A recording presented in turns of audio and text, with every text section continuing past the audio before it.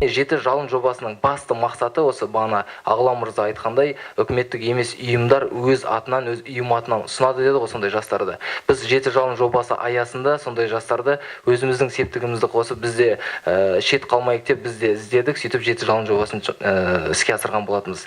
Яғни жеті жалын жобасы енді басқалар сияқты барлығы бір белгілі бір жетістікке жеткен, белгілі бір деңгейге жеткен, тек қана бір спорт саласы болсын, мәдениет саласы болсын ғана емес, айтарлықтай белгілі бір ел білмейтін бір еңбегі бар шығар. Мүмкін бір адамның өмірін құтқарып қалған шығар. Мүмкін бізде білесіздер, көптеген әлеуметтік желіде қарап отырсаңыздар, ауылдардан түрлі біз білмейтін жерлерден, ол жақта андай ақпарат дамымаған жерлерден де мықты батырларымыз шығып жатады. Соларды да іздеу мақсатында біз барлық жастармен жұмыс жасау ұйымдарына, барлық әкімдік жанындағы жастар ресурстық орталықтарының барлығына хабарлап шыққан болатынбыз. Біз сондай да жастарды іздейміз, сондай жастарымызды еліміз білу керек деп.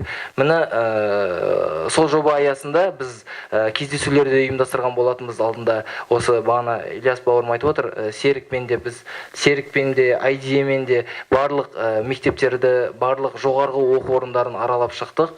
Яғни 100 жаңа есімнің не керегі бар деген сұраққа жауап беретін болсақ, міне біз осындай белгілі бір дәрежеге жеткен адамдарымызды өзі сияқты міне өз ортамызда жүрген адамдарды көрсету арқасында біз оларды жігерлендіреміз, яғни мотивация береміз оларға. Мысалы өткенде IDE-нің өзін көріп, Америкаға барып оқып келіпті, режиссер болған, Нью-Йорк фильм академиясын бітірген дегенге соншама жастардың көздерінде от пайда болды да, менің қолымнан да келеді екен деп. Одан бөлек Серік өзінің осынша мүмкіндігі аз болса да, бірақ мүмкіндігі көп жандардан да биік белестерге жеткенін көрсету арқылы, сол мотивация арқылы біздің жастарымыздың көзіндегі отын жандырды.